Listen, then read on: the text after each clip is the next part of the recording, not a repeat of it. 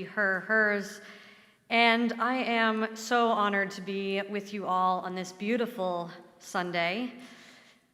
And I saw a meme recently that perfectly summed up how I've been feeling lately, especially since the inauguration. And it starts with saying, me in history class, wow, humanity has been through some fascinating times. I wonder if I'll ever live through major historical events.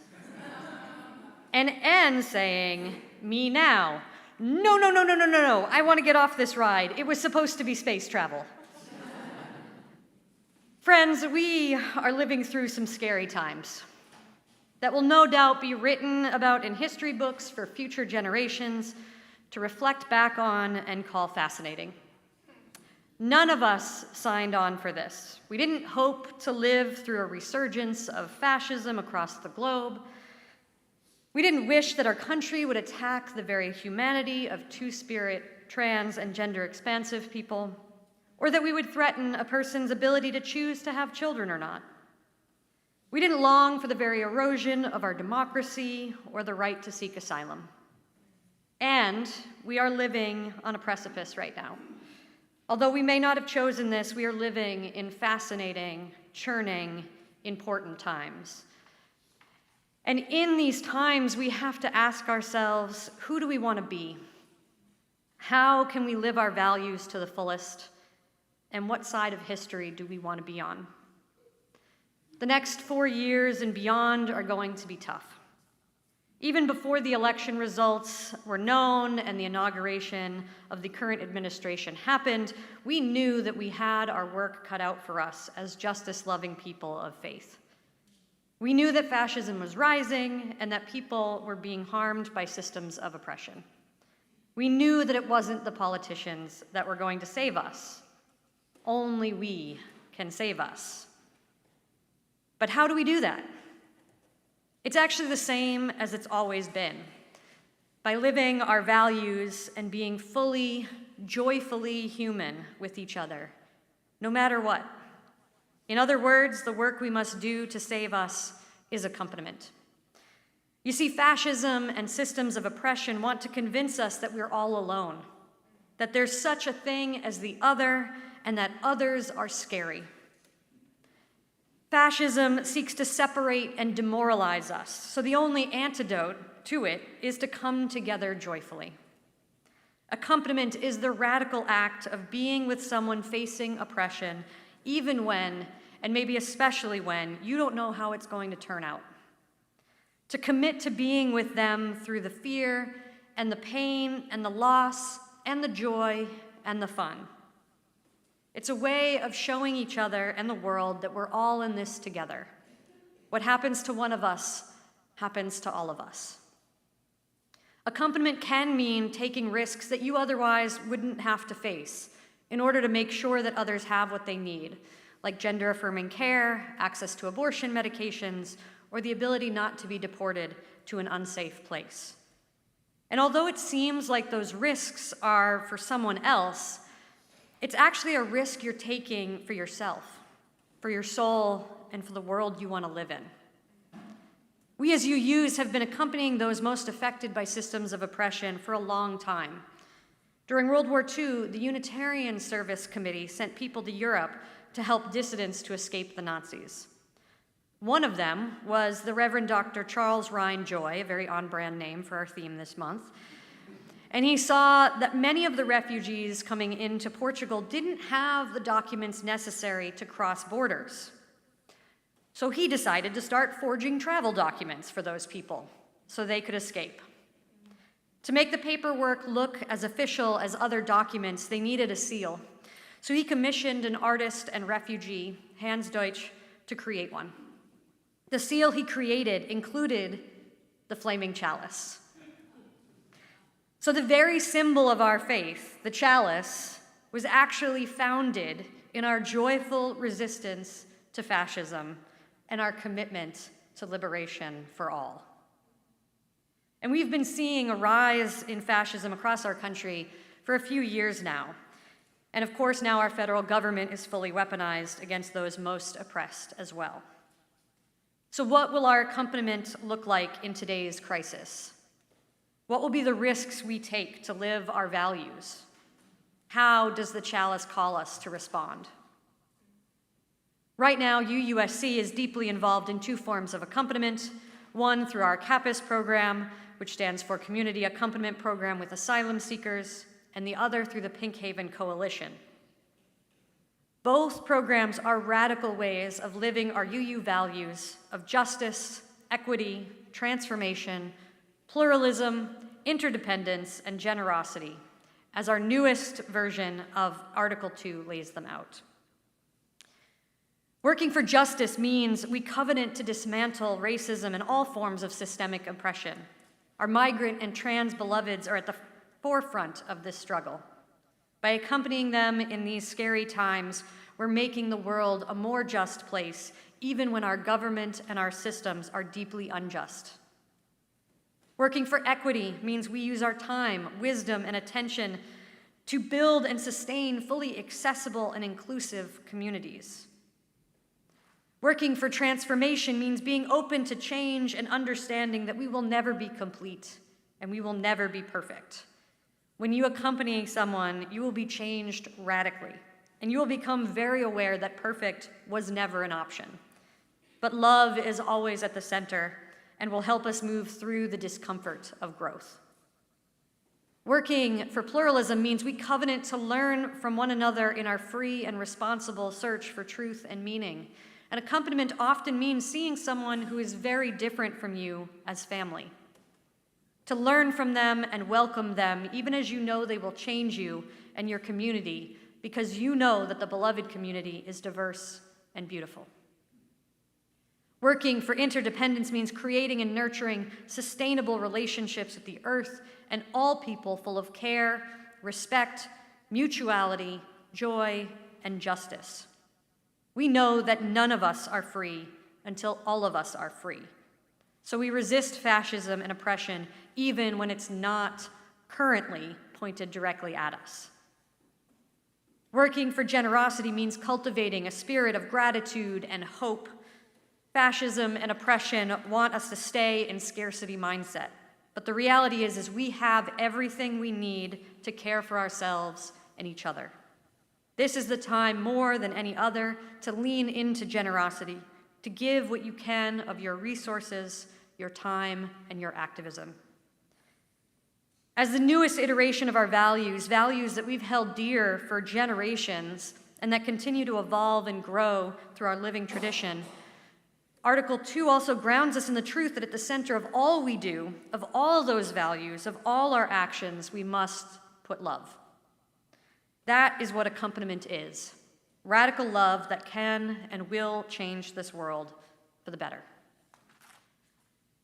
As we as a faith approved this new version of Article 2 last year, we also passed the most radical, welcoming, and loving business resolution, which is such a weird thing to say, that I have ever seen any faith approve.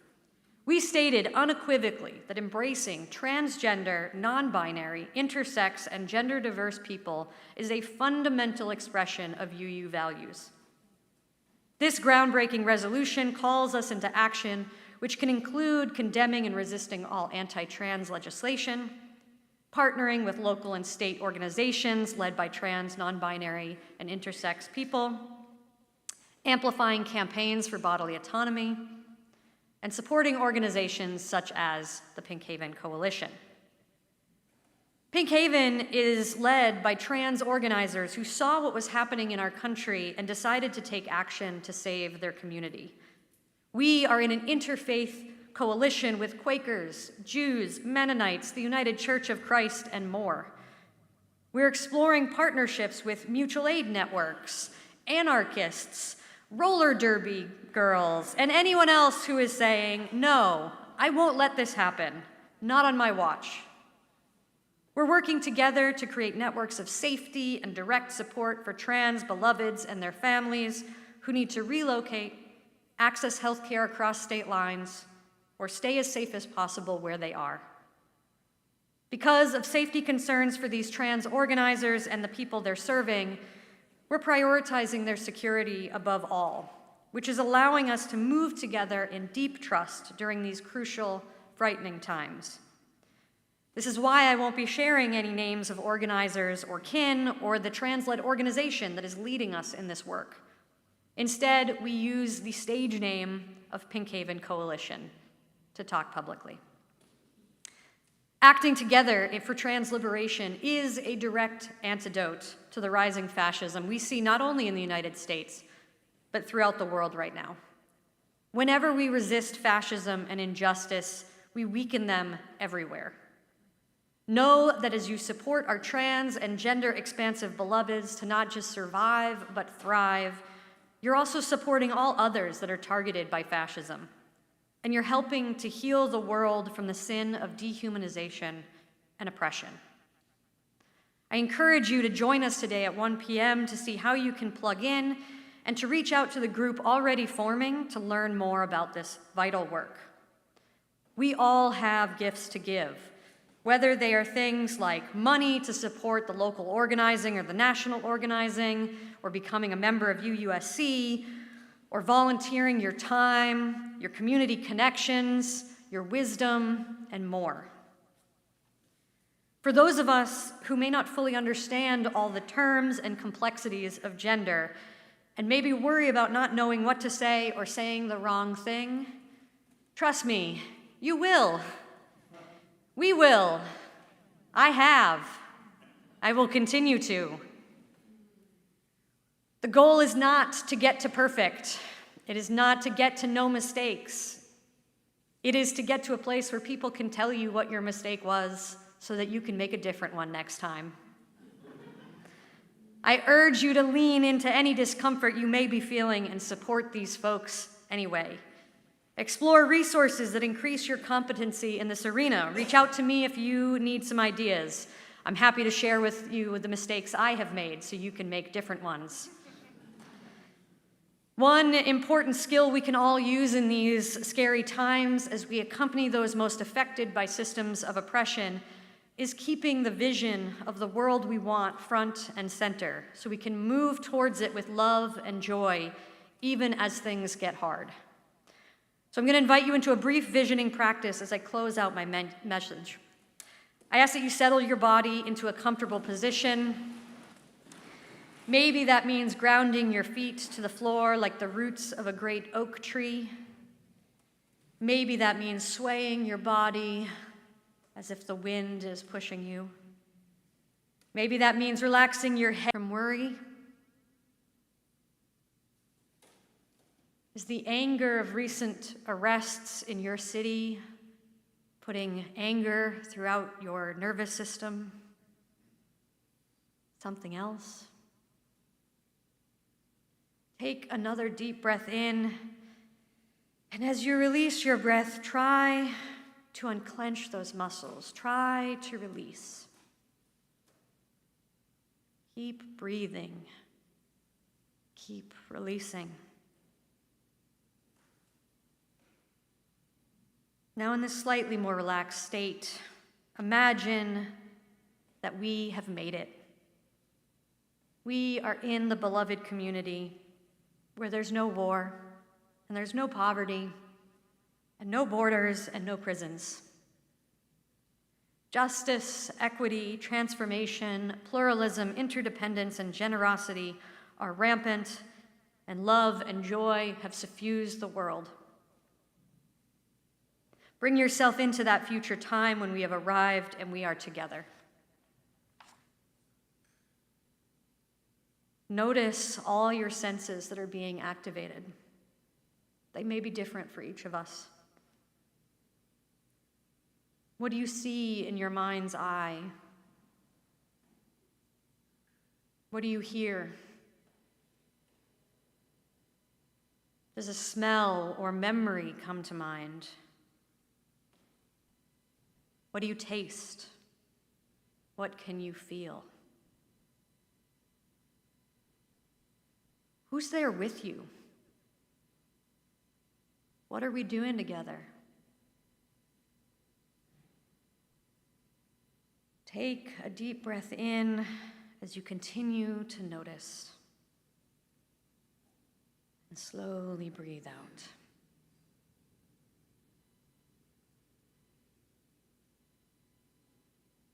As I slowly call you back to the present after an all too brief time in that beautiful future, take a moment to notice how your time in the beloved community made you feel. Did something stick with you particularly? A sound, an image, some touchstone you can use to access that place again. My colleague and friend Angela Kelly taught me that practice, and it has had a profound impact on not just my mental health, but my ability to stay in the work for the long haul, as well as how I do the work in the here and now.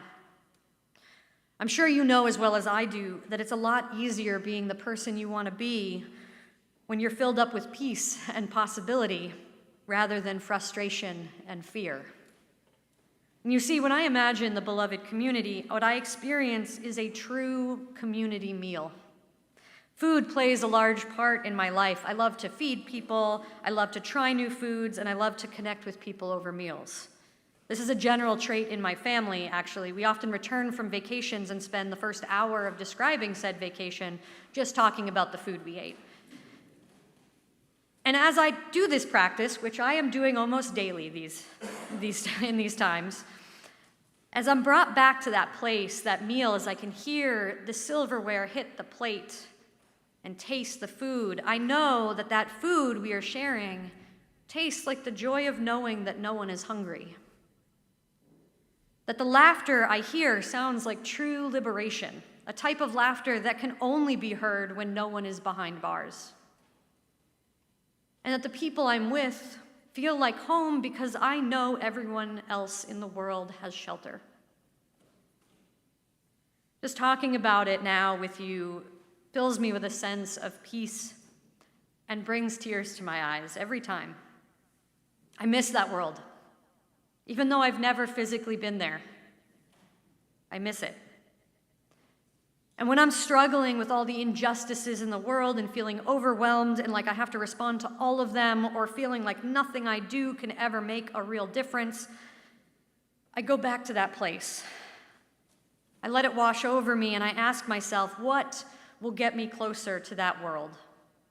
How am I different when I'm in that place, and how can I start living that way in the here and now? What moments of joy in organizing can I see that are reflections, that are previews of that time when we will be there together? What is my work to do? The work that combines my skills and my passions that gets us closer to the beloved community. My answer is joyful solidarity through accompaniment. And I hope you join me in whatever way you feel called, whether it's through one of UUSC's accompaniment programs or other ways of being with those most oppressed, no matter what. We are all in this together. Amen. Ashe. Let it be so. And let's get to work.